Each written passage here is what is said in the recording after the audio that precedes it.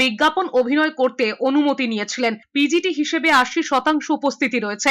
আরজি করের medical PGT হিসেবে কত স্টাইপেন্ড পান? আরজি কর আন্দোলনের অন্যতম মুখ চিকিৎসক কিঞ্জল নন্দ সম্পর্কে এরকমই তথ্য জানতে চেয়ে অধ্যক্ষকে চিঠি পাঠিয়েছে রাজ্য মেডিকেল কাউন্সিল। কিঞ্জল নন্দকে নিয়ে তথ্য জানতে চেয়ে নবান্ন এবং স্বাস্থ্য সচিবকেও ইমেল পাঠানো হয়েছে কাউন্সিলের তরফে। আরজি করে চিকিৎসককে ধর্ষণ খুনের ঘটনার পর থেকেই যারা আন্দোলনে প্রথম সারিতে ছিলেন তাদের মধ্যে একজন জুনিয়র চিকিৎসক আশফাকুল্লাহ নাইয়ার ডিগ্রি ব্যবহার নিয়ে ইলেকট্রনিক্স থানায় তলব করা হয়। এমএস কোর্স শেষের আগেই সেই ডিগ্রি ব্যবহার করার অভিযোগ এনে তার কাকদ্বীপের বাড়িতেও তল্লাশি চালানো হয়। এর বিরুদ্ধে হাইকোর্টের দ্বারস্থ হয়েছিলেন আশফাকুল্লাহ। সেই মামলার শুনানিতে আপাতত 6 সপ্তাহে স্থগিতাদেশ দিয়েছে কলকাতা হাইকোর্ট। তার মধ্যেই এবার আর এক চিকিৎসক কিঞ্জল নন্দ সম্পর্কে তথ্য জানতে চাওয়া হয়েছে।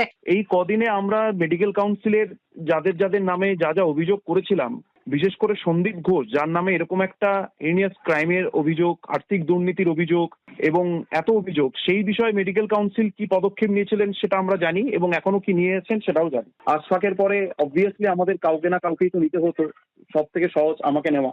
ইটস ওকে, কোনো ব্যাপার না। কিভাবে কি ছুটি নেওয়া হয়েছে না নেওয়া হয়েছে সেটা ডেফিনেটলি ওনারা দেখতেই পারেন। এই উদ্যোগকে আমি সাধুবাদ জানাই এবং এটা নিয়ে আমি খুব একটা বিচলিতও নেই, কারণ ইটস ভেরি এক্সপেক্টেড। এদিকে সোমবার হাইকোর্টে শুনানির আগে আরজিকর কাণ্ডে সাজাপ্রাপ্ত কলকাতা পুলিশের সিভিক ভলেন্টিয়ার সঞ্জয় রায়ের আইনজীবী বদলালো। রাজ্য এবং সিবিআই এর জোড়া আবেদনের শুনানির আগে দায়িত্ব নিয়েই রাজ্য সরকারের বিরুদ্ধে আক্রমণ করেছেন সঞ্জয় রায়ের নতুন আইনজীবী যশ জালান। তার বক্তব্য, লিগ্যাল এইড সার্ভিসের সত্য সামনে আসতেই দেননি রাজ্য সরকার ও কলকাতার তৎকালীন সিপি।